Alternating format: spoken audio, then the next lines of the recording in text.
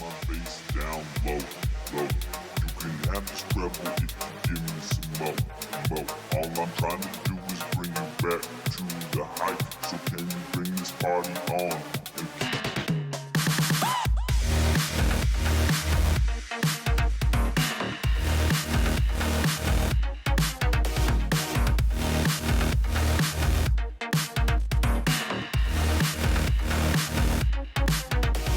Chop off this and then put the intro on there and like have some music and I'd be like, DJ Huda Hudia. Did I say that right? Yeah.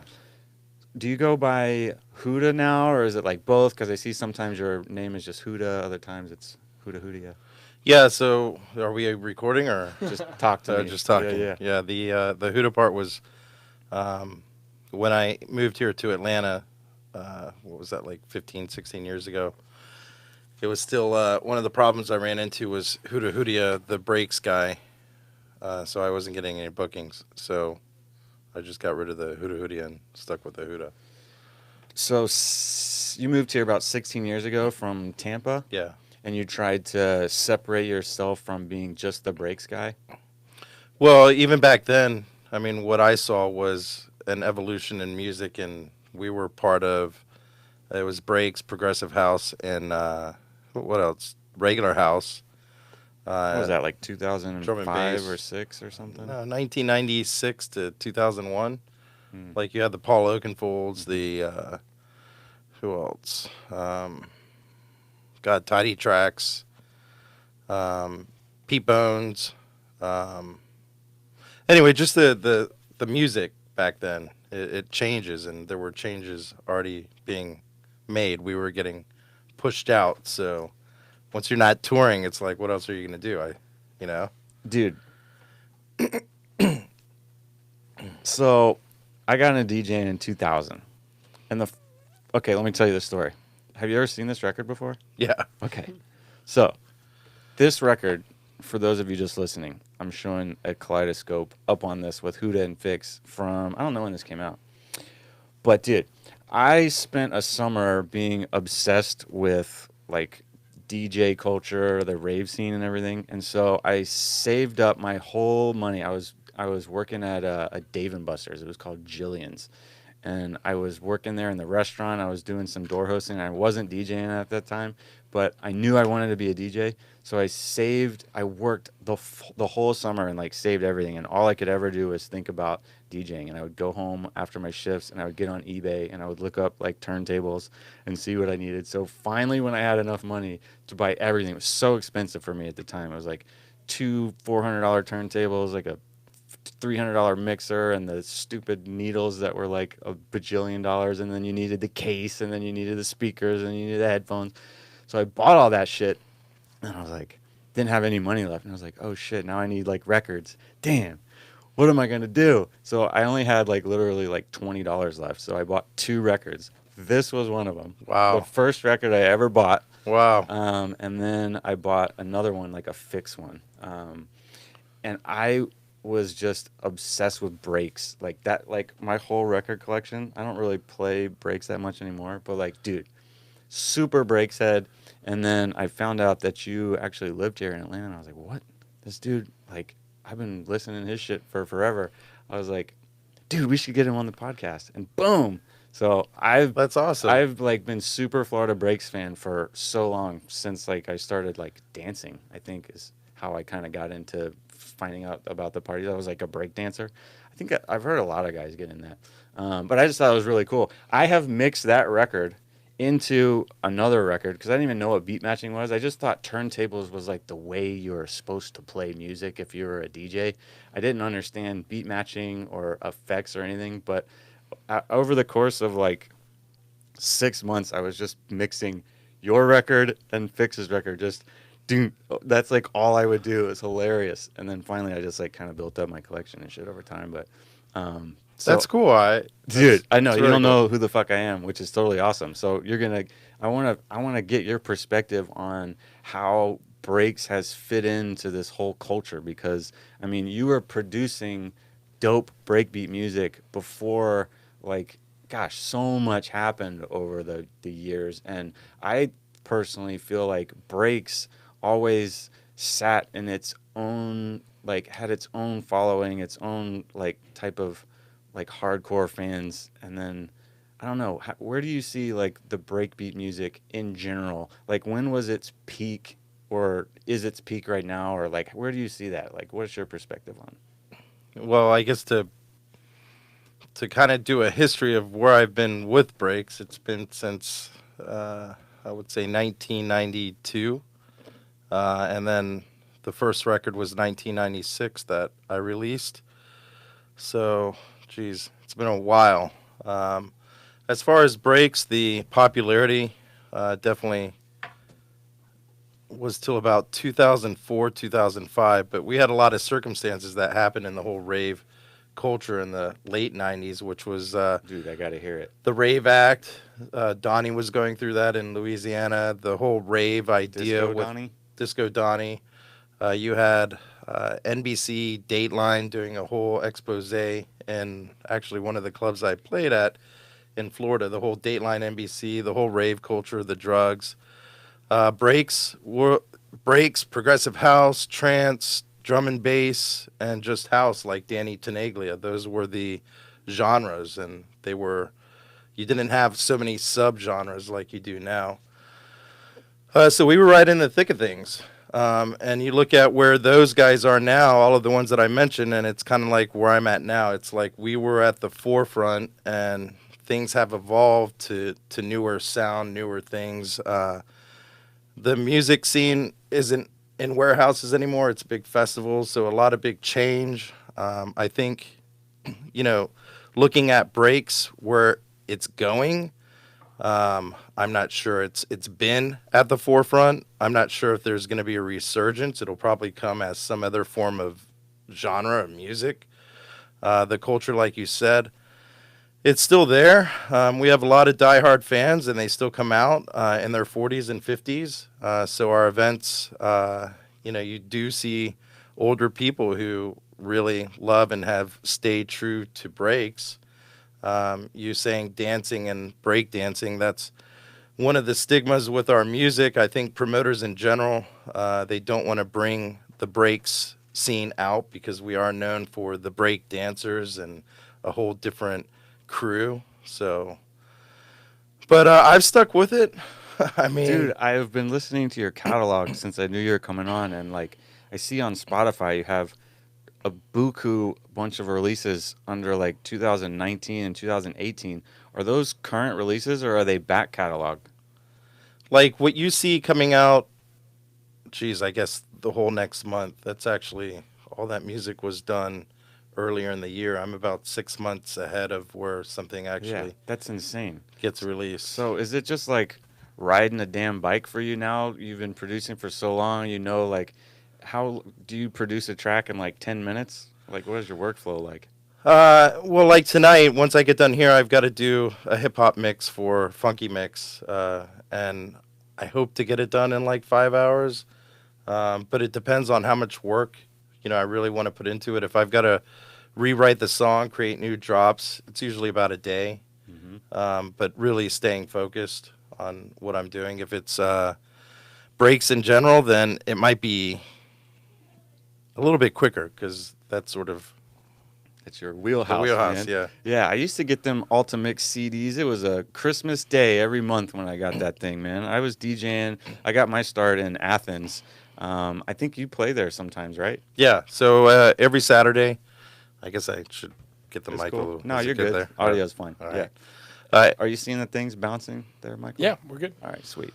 So it goes back to what you were saying, the Huda and the Huda Hudia. So where I found myself DJing, because I was always a DJ first. I started in really 1989, 91. Well, I got into the music in 89, and then I was... Just so you know, I'm gonna make you go back even further. So this is cool, but we need to know like how you got introduced to music, like what type of parents you had, like all this. Okay. All right. It's like this is interesting shit. But you can start there. Back in 91, you said. Yeah, so I was out with my friend Stuart, and he liked to go to this club on Wednesdays. How old was I? Probably like 16. And it was because they they didn't check IDs. So of course I had my car full of CDs, and he was the one that was actually interested in DJing. And that night the DJ wasn't there, and he talked the bartender into getting my CDs and us going. This is in Tampa? This was in Tampa, yeah. Is that where you were born? No, I was actually born in Sao Paulo, Brazil, which is a whole other story. Okay.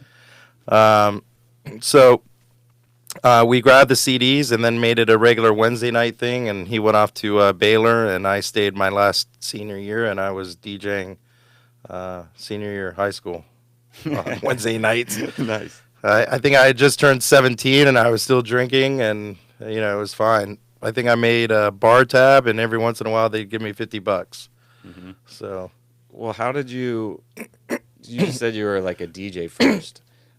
I was also a DJ first, but found that making music was very difficult for me.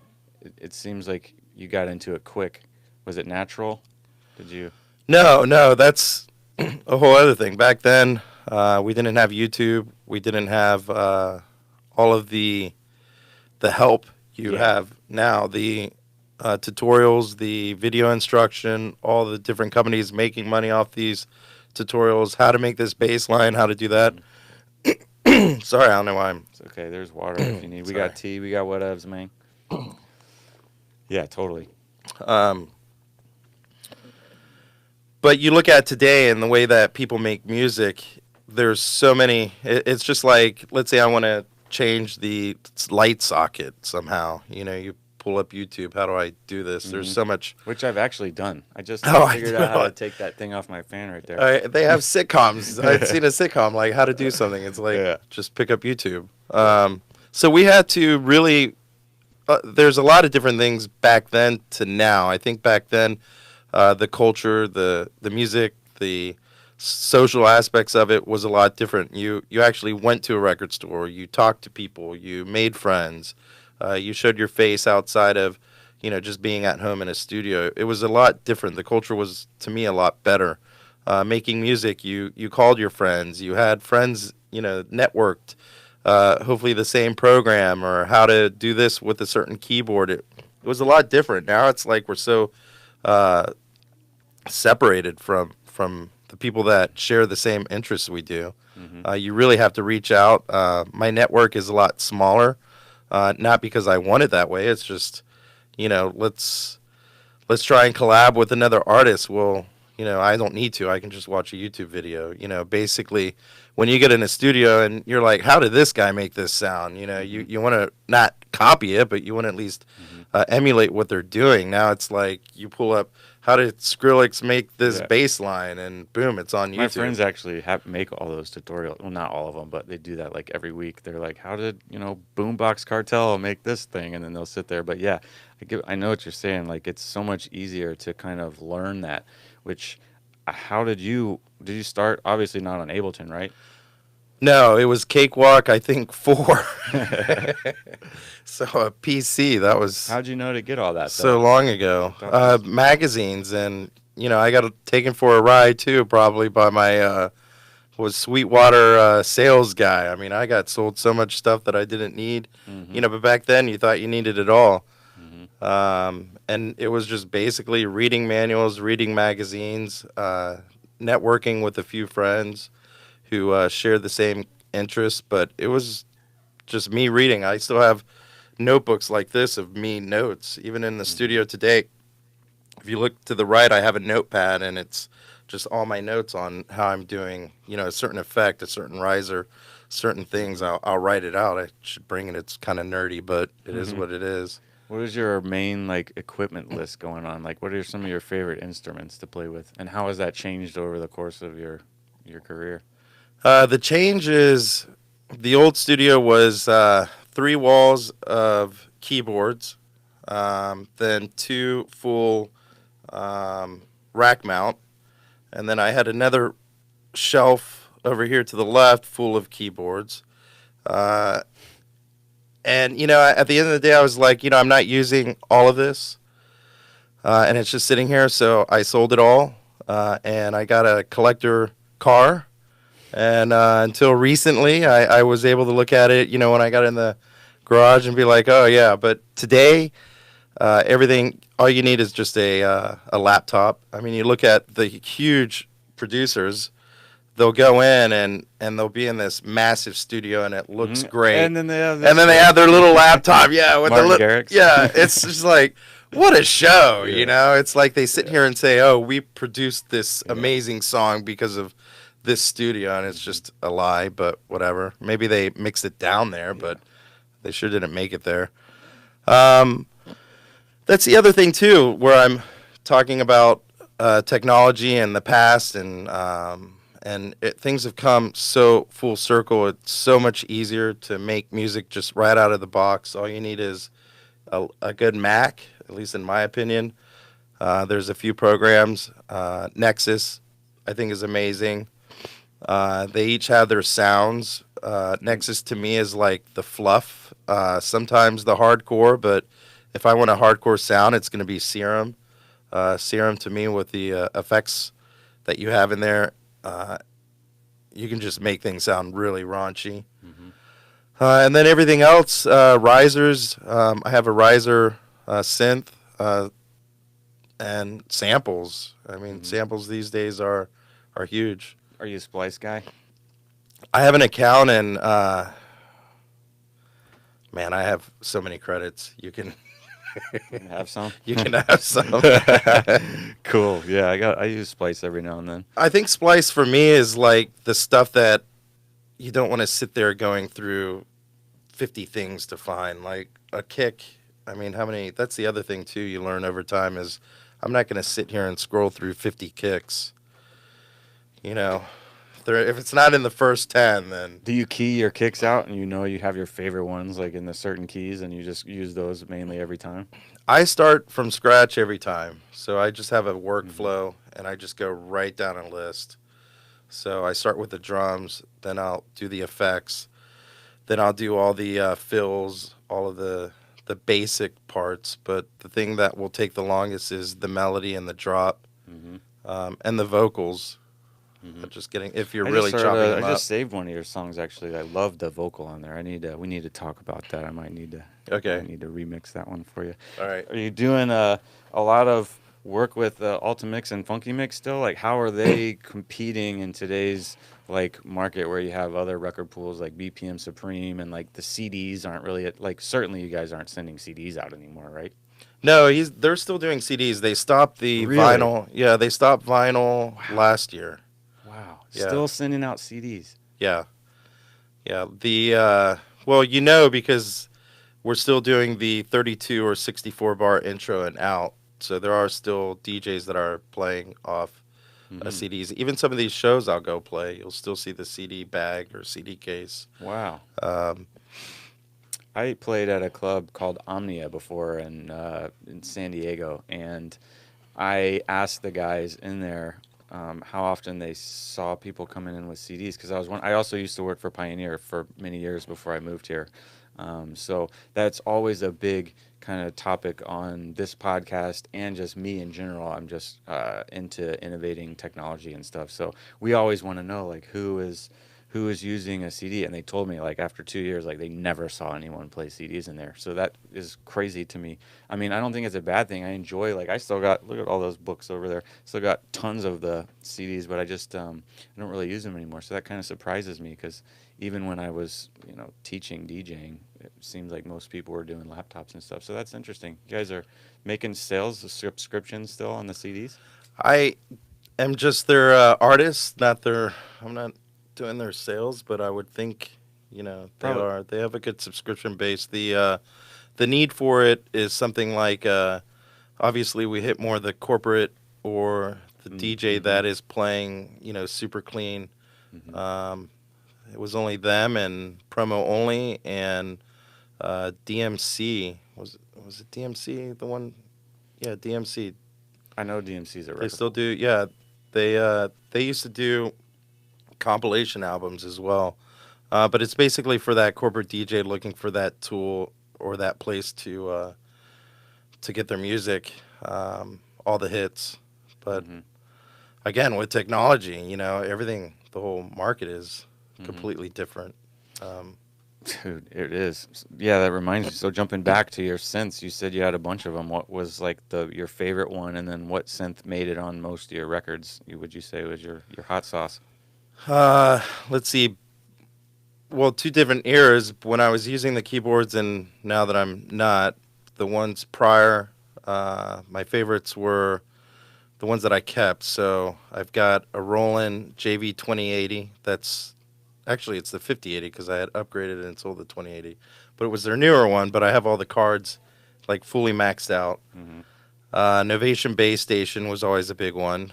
The Novation Drum Station was really good, which emulated an 808 and 909. What else? My Korg Triton, my Korg Trinity. So you had a bunch. But what your favorite was the Juno?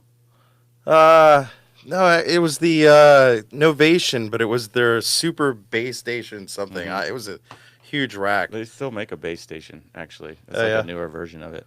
So what is it about breakbeats that continues you on this path? You must, does that just hit that beat, that like actual drum beat just hit you to your core? Does that remind you of like what got you into it? Or is it just something that you, every time you hear that, like me, for example, like if I hear a breakbeat, like on that record, for example, just in that beat, it doesn't matter where it is. If I'm half asleep and a commercial comes on as a breakbeat, I'll be like, "Oh shit," you know? Is it Right. like the same for you, or? Yeah, it's a Florida thing. Growing up in Florida, Two Live Crew, all the Miami Dude. bass. You know, you went to high school and you had a sub in your car somewhere. Mm-hmm. You know, Or and the- two of them. They Yeah. may or may not have been stolen from somebody else's car. Yeah, I took my brother's car one time. He had his 210s, and I went to a party and came home, and they got stolen. So he still to this day blames me for it. Who did you show at that party? Everyone, that was like the thing to do, is like steal someone's system. Like I bought a system from some dude that I'm sure, like at the time, I swear to God, I did not know that it was stolen. I still, no one ever told me that it was stolen, but I bought it some dude for really cheap, and I was like, man, he doesn't, you don't want this anymore? Okay, I'll take it, you know? And it was like, I had no business with 212s in my Mazda 626, but at the time, that's what you spend your money on, right? Yeah, yeah. My buddy Dallas, who actually helps produce the show sometimes, when he was in high school, got a brand new Jeep. His parents were doing very well. They bought him a system, put it in his Jeep. 2 weeks, like he went to school and told everyone, "Oh, I got this dope system. Like, check it out." Like 2 weeks later, boom, he doesn't have that system anymore. So what does mom and dad do? They buy him another one, and then what happens 2 weeks later? Boom, that shit is gone too. Dallas, sorry man, but he didn't get another system after that, you know. So, but anyways, yeah, those 808 bass thumps in there, man. That's.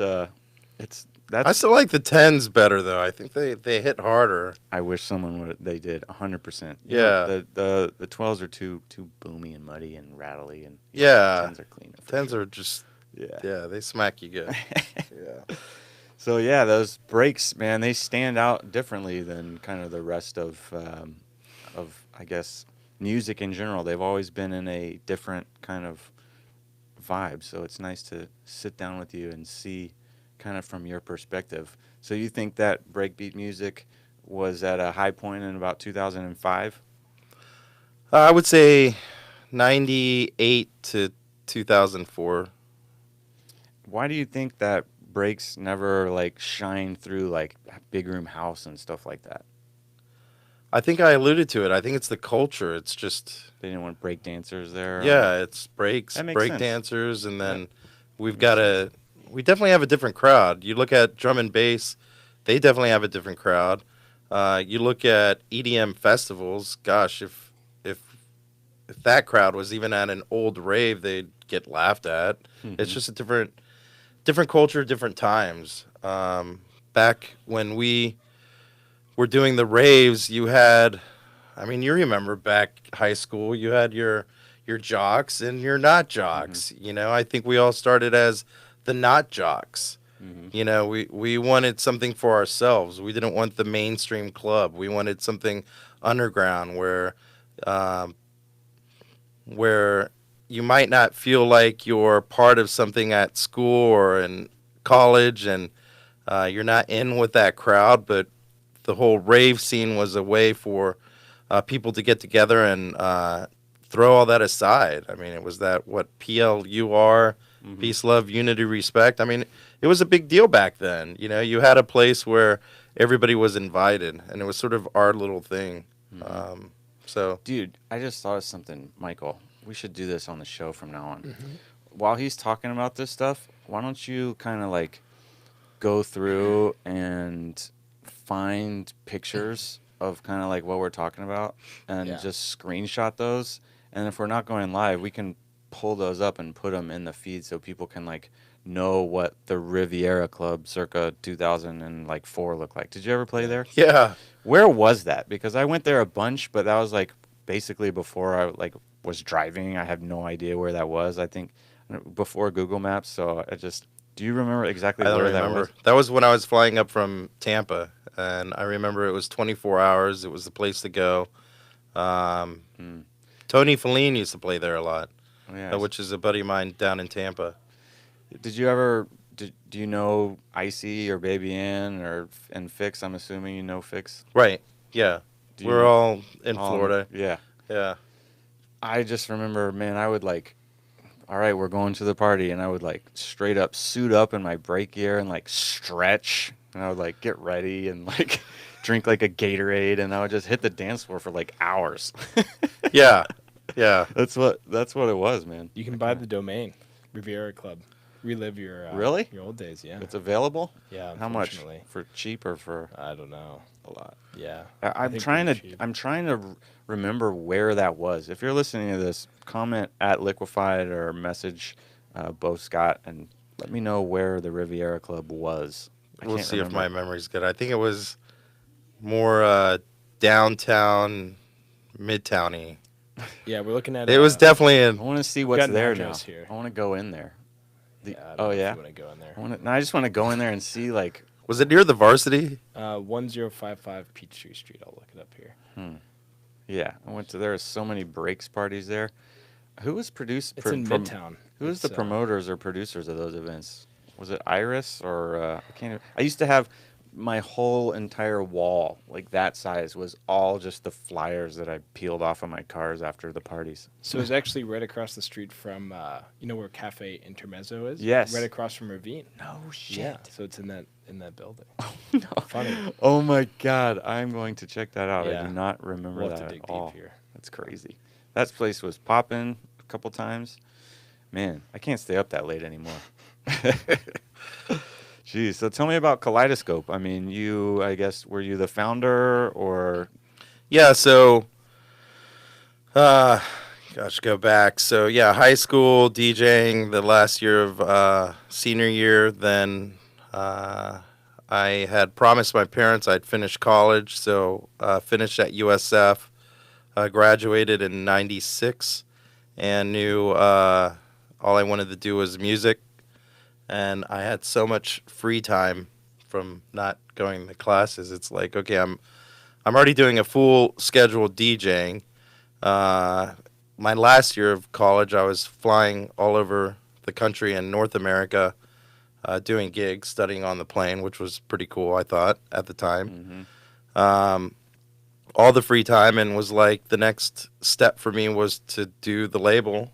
I was already working on music, and it was time to release something. So the label got started in 96. The first release was 96. And then from there, it was just a continuation of releasing music, DJing, and basically doing, what I wanted to do. Well, where did the Florida break sound like come from, if you will? Because like you're DJing in high school, and then certainly you're not playing like the break beats that I know, at that time. How does that unfold into like what it became around 2000, and why Florida? Well, it's like what I said. In Florida, you had your bass, your subs. We were into the Miami bass, so it was Miami bass, and Okay, so like Luke- any good producer will tell you how they came up with something is they stole it. So We Yeah, okay. basically stole a whole bunch of different sounds. It was Do you remember Kilo Ali? Kilo Ali, yeah. Oh man, people don't even know. I bet Michael has no idea. Who No, the fuck no. Kilo Love in your Ali is. mouth. Oh man, It's still, you can play it in Buckhead. dude, I just was playing it the other day. But yeah, I love that style. Anyways, Kilo Yeah. Ali. But continue. Sorry. So yeah, Luke Skywalker, MC80E, geez, 69 Boys, 69 Boys. Tag You know team. 69 Boys? No, don't know them either.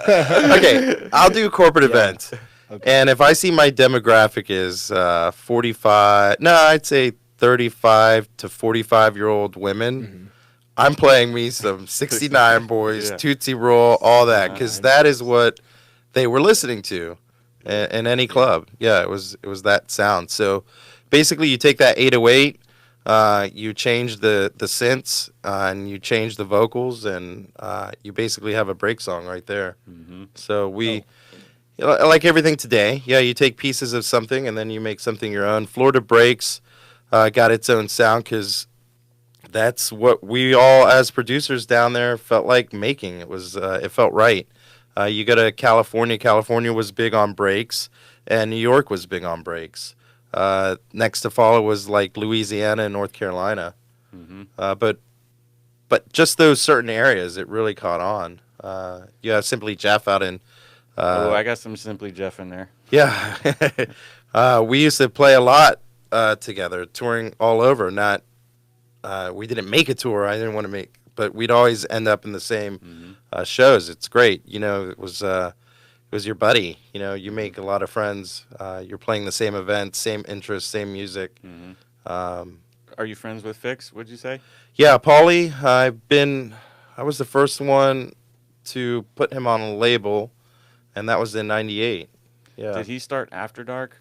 Whose label was that? That was Mark, and he was the one who purchased Painted Puppy from Patrick O'Day, and he took over Painted Puppy and then started After Dark. And I think, again, don't quote me on this, but I think he originally had started that with Rick West, because Rick was a full-time employee over there.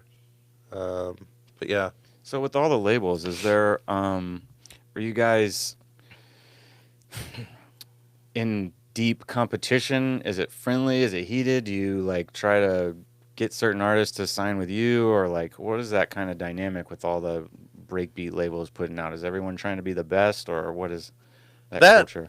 That dynamic, that whole business model was something when you actually you felt like you were protecting something, which was your CD market, your vinyl market, and you had artists that you built because you were giving the end consumer a product, and that product was not only the label but the artist. So you created a brand, and in today's market, the consumer doesn't have anything to hold on to. They're not getting anything of value. They're just getting a download that all they see are a text with somebody's name and the song title. There's no value in it in a 99-cent product. So everything gets cycled in and cycled right back out. The labels back then, we did care about our interests, which was our artists, and our product. And these days, I don't do contracts. I don't have artists on any agreement. All my artists know, you want money, you get in advance. There's nothing hidden. They have passwords to all of the beatport, all that stuff. So it's kind of like, here it is. Here's what sales are. Sales aren't what they used to be. So I call it my volunteer work these days for all your passion project? my passion project. So can you see the demographics of the world of your overall sales? Like where is obviously Florida is probably where most of the break sales are going, but can't you see like who Spain else and Russia. Okay. Yeah. Has that always been like that, or is that just like is trending now, or is that what it used to be? I think Spain and Russia. Yeah, Barcelona? I love Tony Spain. Feline, Dave London, and myself were big proponents, I feel, back in 2000, 2001 to encourage that whole Spain market. We had artists reaching out to us, and all three of us really helped embrace and push those artists. But then you had 2001 or 9/11, and things just changed. The whole culture of DJ and flying and going to your gig that weekend, it really hit the whole industry hard. I don't think we recovered until 2004, 2005, 2006. So as far as trending, breaks, progressive house, trance, all those DJs you heard prior to 2001, it's kind of like a where are they now? We got hit with something obviously devastating to our country, but from us, from a professional side, it really just put all of us in a back burner. But with that, you had new artists come out of the woodworks. Deadmau5 came out, I think, in 2004. One of the articles I read, he said something like he made 2,000 records and sold it and thought that it would be a great career for him. And in 2004, when I sold 2,000 records, I thought, geez, it's time to get out of the business. So he obviously saw something that we didn't. We were a part of something. We were like, what's going to happen next? And things did change. It went more mainstream, more to a festival audience. And that whole rave underground culture sort of disappeared and went more to that mainstream club. And where it changed to now is very bougie. It's bottle service. It's you're going to a club to be seen, to buy a bottle, and it's extremely fake to me. It's fake when you have people going out to be seen and they don't even want to dance. It's terrible to DJ to a crowd like that. I mean, you're sitting up there thinking, man, I'm just like, Dude, like it's one of my killing pet it peeves. right now, and Yeah. and everybody's just standing around like, Taking pictures of yeah, like, come on, people, this was an Snapchatting. awesome mix. Yeah. Like, Yeah. So, did you ever find yourself being torn when you saw like the guys just getting into it, going like, doing really well? Did you ever were you torn like maybe I should switch up a style and go with the crowd or the flow or anything? No, I mean, I've stayed true. The only pet peeve I have, or something torn, I don't know. The only pet peeve I have is the gimmick DJ, because even back then, back in the early 2000s, there was that gimmick that you sold to the crowd that was just fake. It's like it wasn't. Like Marshmello? Oh, I could name so many, but I don't want to, Would he be one? Essentially you're putting on a hat, and you have Deadmau5 putting on a hat, and you have Marshmello as .com, and I'm not saying anything about him, the music, and it's just the gimmick platform. It's perfect for merchandising. It's perfect for making money. I found a good way to make money, and I really thought about doing this, is putting on like a brown marshmallow head and being toasted marshmallow. Yeah. And playing like his exact music, but like a little dirtier. I'm just kidding. I would never do that. I would never do that, but people. I mean, when they had the toasted. KFC ad, Ultra, I mean, that was. I didn't hear about that. Oh, you haven't seen that? No, they had like an advertisement. They during had the a festival. dude come out in a KFC mask on the main stage. on the main stage. Was Yeah, he DJing? Yes. they played one song, and it just sort of encapsulates or the idea of just like the gimmick. It's a gimmick. I said Deadmau5 with selling 2,000 records. It's you take the mask off, and him as a DJ, it's just a lot harder, is what I'm saying. And I respect them. They really came out with a genius. I have a marketing degree at USF, and it's completely genius. So I'm not faulting them. It's just the end consumer, wants that, and they're giving it to them. So, hats off to them. They found a way to do it and do it right. What do you think about Deadmau5's actual productions and his music? There's one song I really like, and I played it like years ago, but the new stuff is, for where I'm playing mainstream, my mainstream audience, it just doesn't work. and not a reflection of his music because I'm not playing my music as well. So in no way am I bashing his music. And since then, I'm bashing my own music. The places I play as Huda. I went to go see you actually with my wife Joanna when I first moved here, and you were not there. I think you were taking like you had left right when we walked in to go take a whiz or something, and we had to leave. But I went in to go say hey. I brought this record actually. I was going to show you. Oh, that. you should come to Hedges. Yeah. Oh, yeah. In No, Athens. we're gonna go up there to a game one of these days, and we're going to Hedges for sure. We're Yeah. gonna do some Jaeger bombs like it's 2001. I went to school there actually. I graduated from Georgia, which is why I was DJing at the Annex. It was called. My first day on the job, someone got bashed in the face by a beer bottle, and I had to stop everything. Oh, that sucks. Yeah, it was pretty bad, but I learned a lot from that gig. We used to talking about things changed. You know how they have the cryogenics coming down from the ceiling. I used to put on a long song and then go down with a actual tank of like nitrous and unscrew it and just blast everybody on the dance floor. It was like $100 to fill that up. We had to fill it up every Friday. Like before, I'd be like, "You better be a good song." Man, that was a good time to be DJing. Whenever "Yeah" by Usher came out, that was a good one. Oh yeah, I'll still play. I think the masters back then are so much better. The recordings, just a little bit, 50 Cent. Listen to that. I mean, that's a perfect mix down. Low could be a little bit better. Yeah. Do you find yourself critiquing? Obviously, you probably do. You must critiquing mixes. I do all the time, thinking about what sounds good on a system. I'm still trying to learn here. I've been producing for a little bit too, and I just feel like I don't know anything when I hear some people's music. I'm like, why can't I get my shit to sound like that?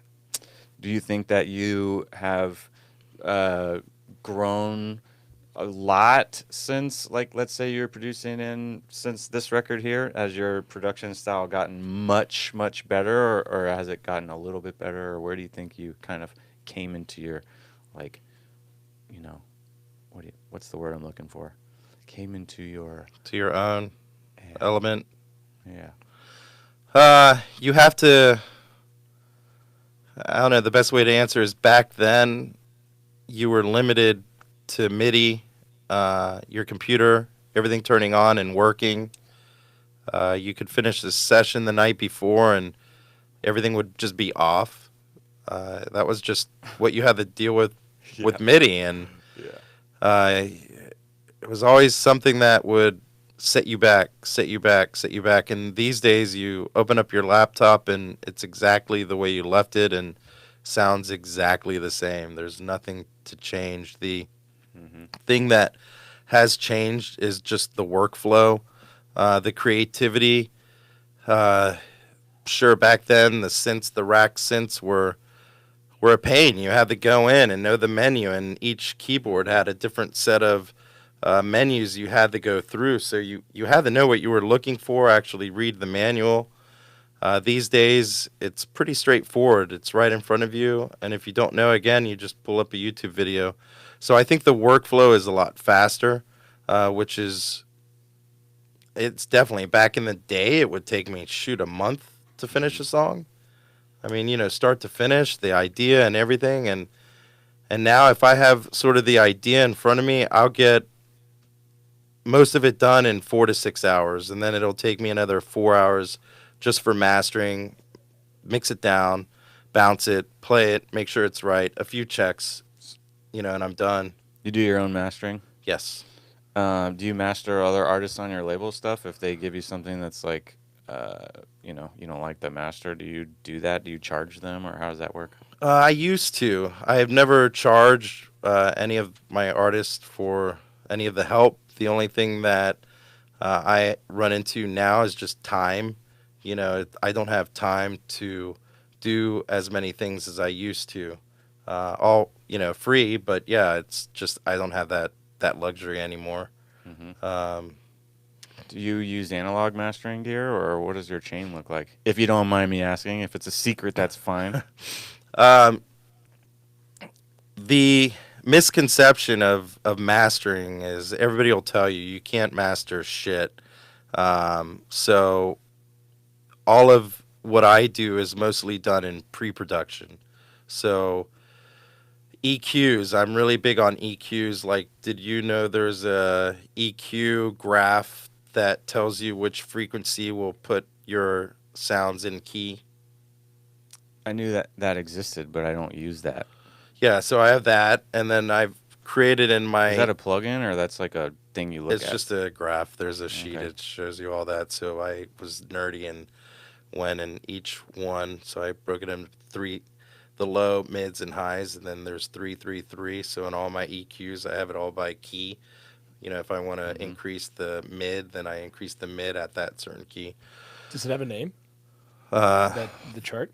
no, I just do a EQ frequency chart. Michael speaks. Yeah. Michael speaks. Yeah. But that'll really help out a lot of people out there. Then there's also EQ charts on instruments, and I have that as my screensaver, which I always refer to. So it's kind of like, okay, well, I'm dealing with a vocal. You're going to cut all the lows out from here, and you're going to cut out the highs from here and boost here. And then if you have muddiness, I think muddiness is between like 1,000 and 2,000 hertz, if I'm right.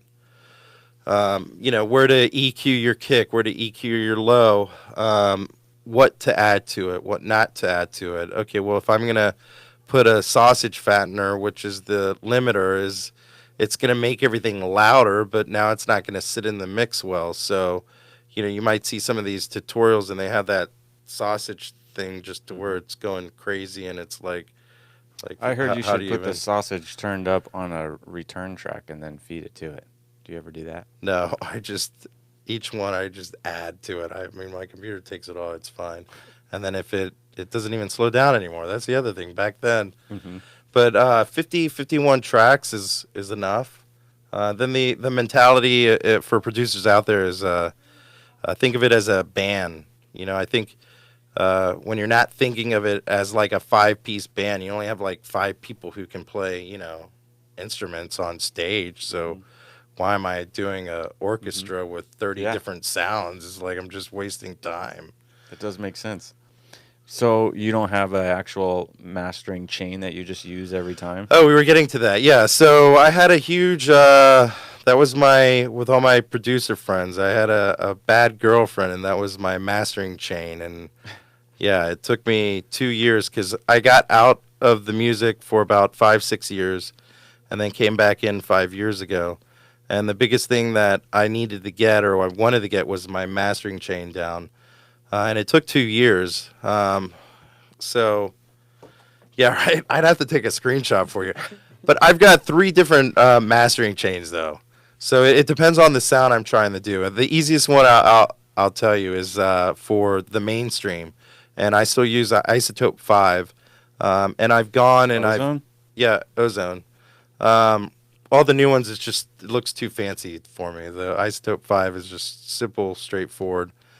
And there's hardly anything. It's the compression is way down. I think it's like -60, and then the top end is -20.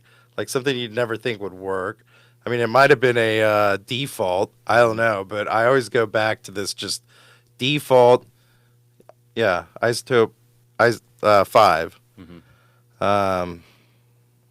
And then when I'm doing the breaks, though, the breaks I'll do in Ableton. Sometimes I'll do them in Logic, and each of those 2 are the other 2 mastering chains. So if I want something... What do you mean the breaks? Like the breakdown of your song? Like breakbeat. Just breakbeat or high energy. That's right, because you do Ultimix and Funky Mix. Yeah, Ultimix, Funky Mix. I always do that in Logic. To me... They always, all of those How long have you been working for Ultimix, Funky Mix? Like full-time, 4 or 5 years, 6 years. Yeah, when I used to get those, I mean, I almost just always knew the quality of those songs were always great. Right. Whatever they were doing was just like, I knew that they would work. Yeah. Yeah, the intros are always good. Yeah, it's good. But mastering, so for Ableton, it's a completely different chain. And then for Logic, it's a different chain. Interesting. Yeah, you'll come over. I'll show you. Dude, I'd love to come over and see your laboratory. Yeah.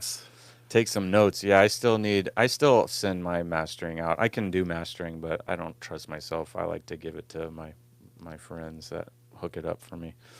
Yeah, the main part is like what you're doing to your song. The best thing I can tell you is now, like in Ableton, how they have the groups, so you can group all of your stuff together. Back when I was doing it with outboard gear, you had the what was it? The ADAT, A track. It was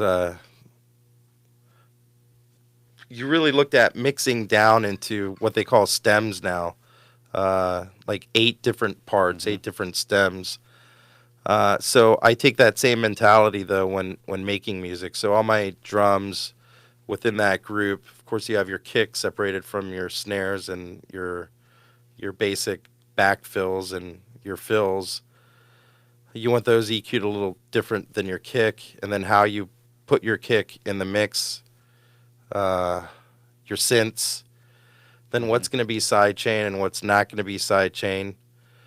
But the way I have it is like what I was kind of telling you earlier. So you have your kicks, then you could have your effects in one group, then you have your main synths, then you have your bass line, then you have your vocal. What else do I have? I mean, I really only have like 7 groups.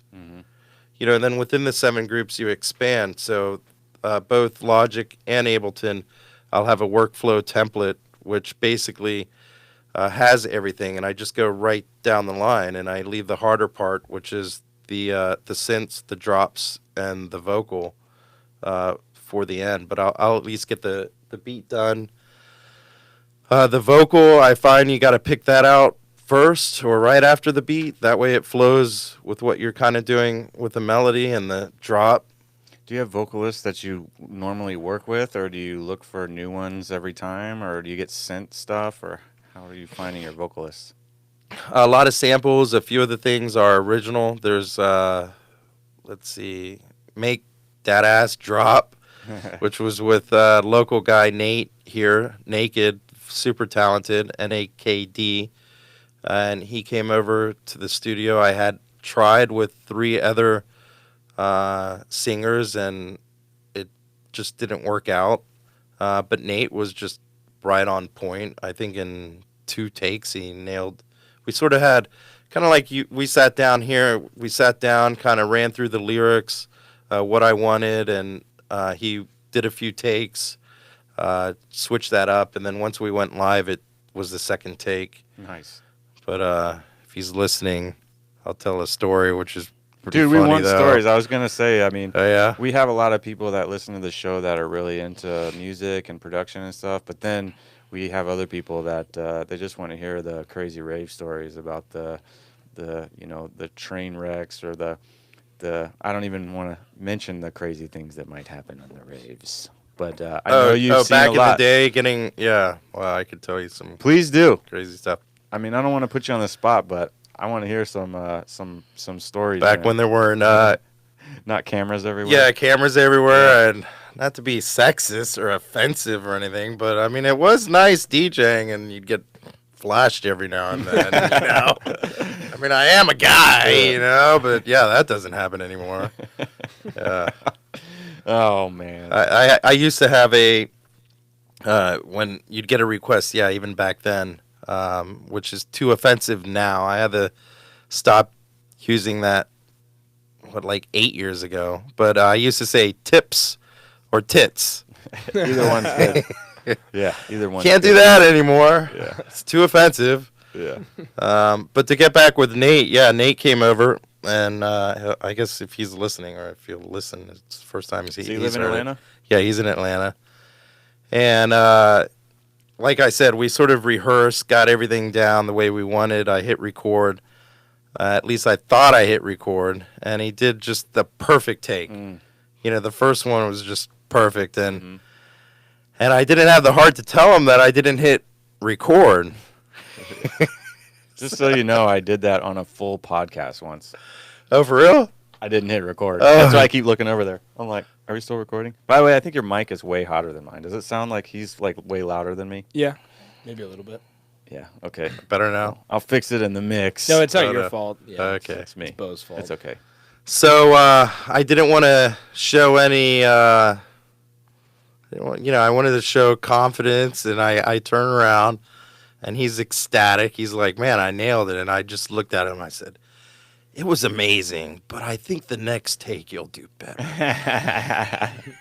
Yeah, you gotta coach them like that, and then he did though, huh? And then I hit, record, obviously, and the second take was just perfect. It definitely was better than the first date. Mhm. Yeah, it was. When good. was that done? That was like 2 years ago. And Sick. yeah, that got played. Patrick over at Club La Vila in Panama City. He played it Is on that his. still there, Club La Vila? Yeah. Oh my God, I went there. Yeah, I back played in there the day. last year, and they treated me extremely well. Nice. Will, their resident DJ, and Doc Rock, and you back then I remember the old resident DJs because I was one of them. We really treated our DJs right when they came.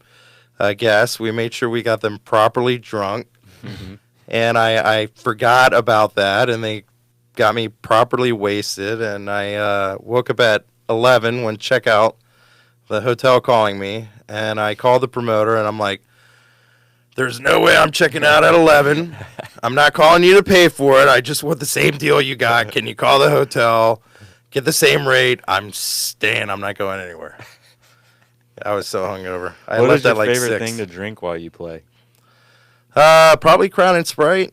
Has that been your go-to? Ooh, that sounds pretty good. Has that been your go-to over like your career? Yeah, I started Jack and Coke. Then I went to vodka cranberry, and then Crown and Sprite for probably 20 years. Does Crown and Sprite have a name? Crown and Sprite. I think it needs a name, right? I think it should be called the Huda. It could be. I'll have 2 Hudas. Yeah, I named a drink after my stepfather, Kerry Butler, because he's drank vodka, Sky Vodka, Sprite with a lemon, literally as long as I've ever known him. I've never seen him drink anything else, so now I just call those Kerry Butlers. 'Cause That's a solid drink, his though. name. Yeah, but I'm all about the Crown and now Sprite. I'm going to just definitely order me some Hudas next Huda time. I'm rolls out. It's off the tongue good, a it's little good. bit. Yeah. Yeah. I'll have a Huda. Don't look at me. And that'd be so funny if you order that and they just made something. You'd be like, what is this? No, that's cool that it's changed. I kind of switch it up all over the place. I kind of gravitate mostly to margaritas, though, at this point. It's the only drink that I make at home as for a cocktail. If you ever see me making cocktails around here, I'm whipping up a margarita. Just love them. I love my Mexican food. Yeah, we do some margarita pictures for sure. What's the Papacitos? Have you been there? Is that a Athens place or around here? No, right near Dave and Buster's, 75 285. haven't. Papacitos, Papados. I know. Oh yeah, I know where Papados is. So right next to it, the best Tex-Mex Mexican. A funny story, not music. So Ashley, she's out there. We went out on Lake Allatoona all day, and we're like, oh, we can make it back. If we make it back in time, we can go to Papacitos, and it's amazing. The food's just you just eat. I call it the 7-pound gain. Like you get done eating and your stomach's just out to You're here. making me hungry, dude. Yeah. We gotta wrap You this go up. sit on the scale and it's 7 pounds heavier. Trust me. So I get we get the wave runners back in the garage, and that very last just inch where you're like, we did it. So I go, right when I go, bug goes right in my throat. A bug? Yeah. Oh shit. Not good. Yeah, so we're laughing, and when I start laughing, then it flew up and hit my gag. Oh, reef. man. Yeah, so here I am hauling ass to the bushes, and just Shit. I think we probably spent $120 on that meal, and I was like, Gone? all of it's gone. no. Yeah. Fuck. Yeah, the best part was the next day. You're like, why are the dogs over there? They keep hanging out over. They never go over there. And you see them come back licking their chops, and we're like, oh my gosh, that's my vomit. Shit. What's like some of your best memories DJing? Some of your favorite shows you've played? Memories. Yeah, do you have any of those left? Yeah, I know, right? I struggle sometimes, all the time, actually. It's kind of embarrassing. So I actually take ginkgo now regularly just because my memory is just like preposterous. I'll be putting cereal in the fridge and dumb shit like that. Yeah. Yeah. It would stay better longer, wouldn't it? Fresher. Yeah. Trying to ask you about memory, you're like, I don't even remember. I'm horrible with names too. I have a hard time. I have a few though. I played at a historical. Gosh, it was like a museum or something in Boston. It was right on the river, right where they have the Boston Tea Party boat for. Mm-hmm. Anyway, that was really awesome. A tour I did in the West Coast, so I did Seattle, Victoria, and Vancouver. And when I finished the gig in Seattle, I took the Helijet, which is the helicopter, and it was just me and the two pilots, sunset, going to Victoria, BC. Sick. I still see the sunset. It was amazing. And then taking the seaplane to Vancouver. And then there was a ferry somewhere in there, too. Not, sorry, can you even say ferry anymore? I think so. On this Anyway, is podcast, this anyways. PC? Not on TV. Okay, well, it was the boat ferry. So I took a ferry. Anyway, you can see with this whole culture today. That's the other thing I can't stand it either is just, what are you saying and who's it going to offend? Yeah. What else? Then Vancouver, I did the sunrise set between two valleys, or between two mountains in the valley, full stage. It's probably 1,000 people, and that was amazing. Just the sun coming up between the two mountains in the valley, not valleys. For the love, were you playing breaks? Yeah, I was playing breaks. Fuck yeah, dude. Limelight. I played Limelight before they shut down. I was I would think, the only breaks DJ to ever play at Limelight before they shut down with Michael Alley, and the owner also owned Palladium and writing, and he had one eye patch, and I think one of those. Anyway, Roger. Palladium. It was the most. I forget who was playing. Who was their resident? Junior Sanchez or something? Roger Sanchez? What? I don't know. Junior Sanchez? Anyway, huge, big guy. Always in the magazines, and his DJ. He had his own personal DJ booth, and it was a mural of himself with a penis on his forehead. I'll never forget it. And then I'll never forget at Limelight. So that was my brother was living in New York. And we're hanging out, and I'm, waiting to go on, and just pure Limelight. There's a guy fully dressed, like looking super swag, super cool, and he's got a little key ring with the smallest silver chain you could think of, and it's about 6 feet. And he's got his hand up like this, and the chain is connected to this other guy, and he's got a collar. Oh my God. Yeah. And he's completely like baby powder white, naked. Where was this? Completely naked. Like what city? This was at Limelight in New York. Yeah, you hear the crazy stories, and that was one of the crazy ones. I think that was Michael, right? Was that you? Yeah, it was. I was there. I was 7 years old. Oh, Huda, God. I found this forum post from 2004, Seattle Love. February 14th, 2004. Dara was there. DJ Dara, the drum and bass dude? Yeah, Yes. Planet of the Drums, You don't know. Breakbeat Science. You don't fucking know. I'm just reading here. New York City. Huda Hudia Yeah. and Huda. DJ Dab, DJ Flav. Any of these names ring a bell? Oh, yeah. They All were of them. playing like techno back then. It was, techno breaks. That's where, I'm really fortunate to be a part of culture, a sound that a few of us have developed and get recognized of promoting and sort of starting. The Fuck yeah. sort of founders of. You should of a hear some of my sound. music after this. Is totally influenced by you. Oh, cool. Where was I going? The music, the The music, the culture. Yeah, it's just I know. I'm proud. I'm happy to have been a part of something, but at the same time, it's like what you were saying, the Huda and the Huda Hudia. So when I go and travel and play breaks, I will still stay Huda Hudia. But sort of the evolution of what, where I'm at now is just an understanding. I'm not going to be on the main stage at EDC or Tomorrow World or Tomorrow, any of those.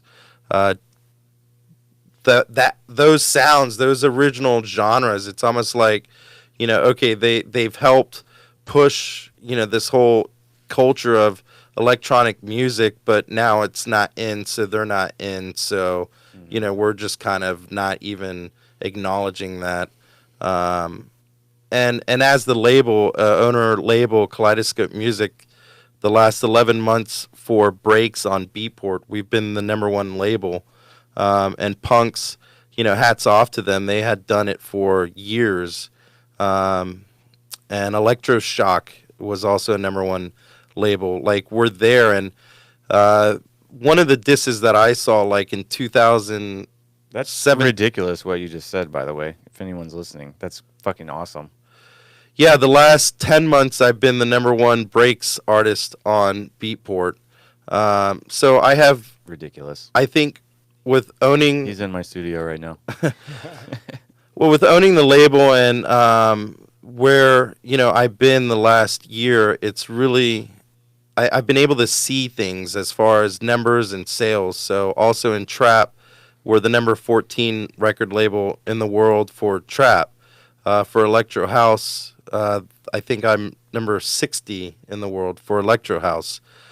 So I have sales to back up, what I'm about to say, which is, revealing of how the breaks culture is just being pushed back. Me as a label owner, #1 breaks label, number 14 trap label, number 60 Electro House label in the world, I've been able to see the sales of my Electro House releases, my trap releases, and my breaks releases. And just going off those three, you look at the trap guys who are, in all the magazines and, all these accolades right now, and you'd think that their sales were, far surpassing anything in breaks. Same thing with Electro House. You look at Electro House, and those points go towards the overall of your artists who are considered the top 10 overall genres. Breaks isn't even included in that overall ranking. We're just sort of looked at and forgotten about. Now, the sales, a top 10 in Electro House is equivalent to a top 10 in breaks. A top 10 in trap is not even close to breaks or Electro House. So just based off That's crazy. Yeah, so that's what I'm saying. It's like, here I am as a label owner looking at what I'm pushing and what I've been pushing, since I've started, and it's just kind of like just a lie out there, that breaks aren't selling, breaks aren't doing well. We're doing as good as Electro House. A #1 breaks, I have like 10 songs that have sold over, I think, 600 downloads in breaks. And people will, one guy in Spain, actually, he sent me a thing on Messenger. He's like, do you buy your own music? How come your stuff is always in the top 10? And, I sent him a screenshot of my sales, and I'm like, are you kidding? I'm going to buy 600 of my own copies? Like, where are you coming from? Like, this is just ridiculous. And of course, him being who knows who, sitting behind, oh, that's fake. I'm like, this isn't CNN, okay? This is like a screenshot of my sales. Here you go. Read it and weep. So then I followed it up with a YouTube thing of the peanut butter and jealous clip. Sent him that, and of course that shut him up. It's like, man, go, whatever. I just wish breaks were, at least, I don't know why it's shunned. I have no idea, and I have no idea why we don't get the same representation on Michael, the other do you know what genres. breaks are? Yeah, exactly. Now I do.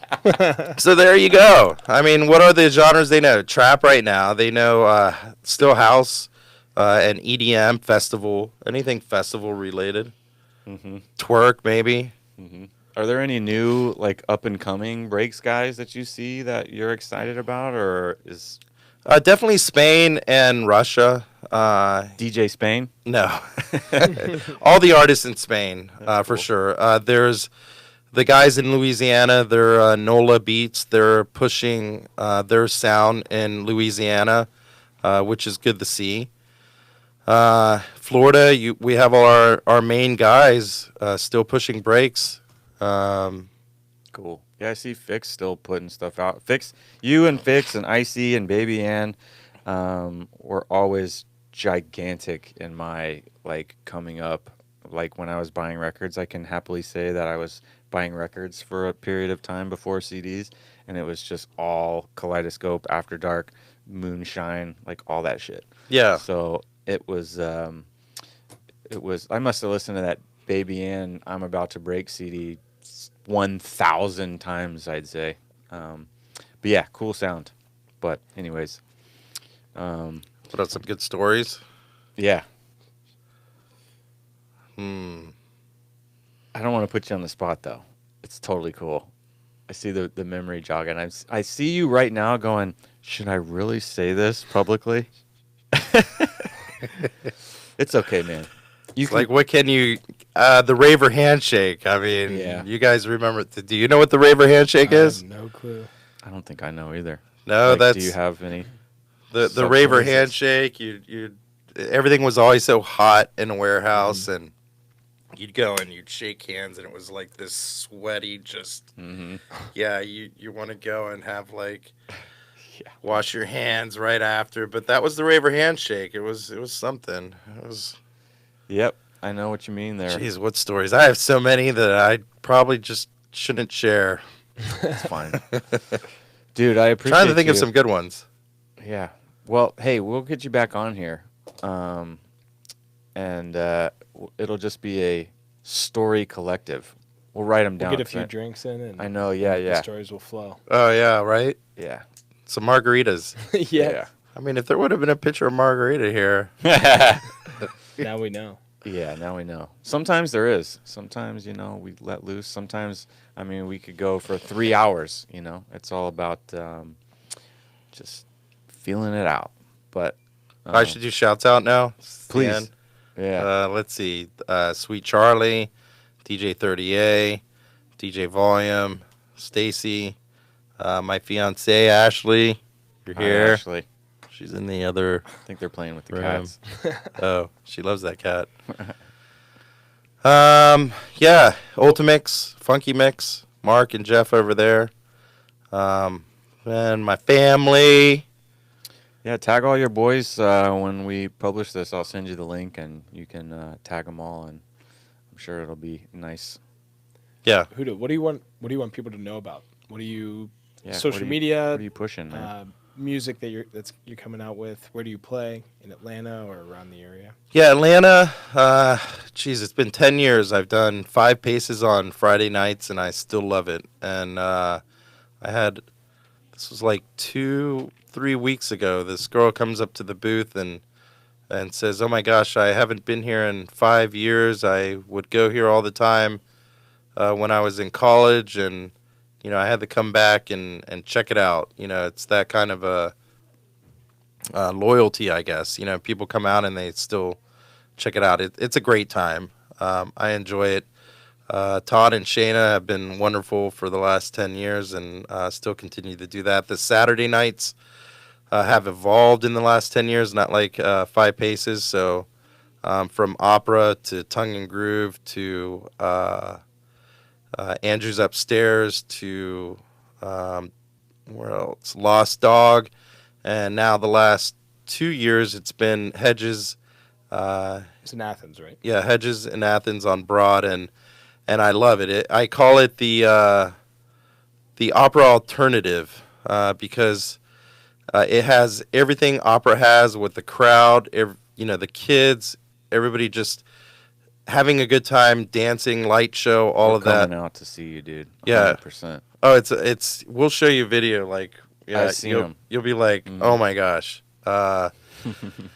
So yeah, that's every Saturday. The summers there are slow because all the kids are out. But there, I go all in. I do a full open format from hip hop to trap to twerk to EDM to sing-alongs, and it works. I make it work. This Saturday was. Do you know DJ RX? DJ Rix? RIX? RX, just DJ RX. He plays in Athens. No, that's Rix. He works for Ultimix Funky Mix. Oh yeah. Yeah, he does the Friday nights. He's cool. He's very cool. He got me into. He really took care of me. He took me down to Miami one time. I mean, he didn't really take me down there, but I went down there for the Winter Music Conference, and I had $0. I had to I found a ride. I couldn't afford anything, but I knew I had to get down to Miami for the Winter Music Conference. So I found a classified ad in Lunar Magazine, and it was like a dude driving down and would drive down if I like threw him a little bit of gas money. So I threw him a little bit of gas money, and then he's like, "Oh, by the way, we have to stop at some random party in Tampa." Actually, we stopped at a random breaks party in Tampa. This was 2004. And then we drove the rest of the way down. He drops me off on the beach by myself. So I just crashed there on the beach. Like, it's probably like 8 a.m. And like, I call him RX, but I guess it's Rix. But I worked with him for a while. I don't know how well you know him, but I'm going to keep calling him RX as like the prescription because I know he's a pharmacist. But he wasn't even coming in until like later that afternoon, so I just kind of hung out with my suitcase like on the beach, just like but he totally took care of me, dude. I mean, he had some money, so he let me like stay with them, and he took me out to a couple clubs. And I remember, this is a good story. We went to this place, Nikki Beach, and you probably know Nikki Beach. It was in Miami, South Beach. It's me and him. We walk up, we try to get in this club, and this big Italian dude with a thick accent comes over to us after we'd been already waiting in line for like literally a half an hour, and he walks up to me and him, and he just goes, "ID." And we're like, okay, we hand him the ID. He looks at him for what seems like another half hour. He like stares at him, flips him up and down, hands him back to us, walks away, takes care of all these other people for like 10, 15 minutes, comes back over to us and goes, "ID." So we're giving the IDs again. We're thinking, okay, finally he's going to let us in. He walks away, he gives them back. We're like, shit, I think we need to bribe him. So like RX takes 2 20s, puts them behind the IDs. Next time he comes back, he gives them the IDs, and he looks at them, he looks at the 20s, and then he walks away again. We're like, shit, he needs more than that. So he puts $40 back there. Guy comes back, does it again. At this time, we're like, it's an hour. We're watching all these people come in, and then he comes back. RX puts $100 for me and him just to get in this club, and the guy still walks away. We're like, fuck this guy. So we went and just, I don't know what we did, but it wasn't Nikki Beach that night. Oh, no. But shout out to RX.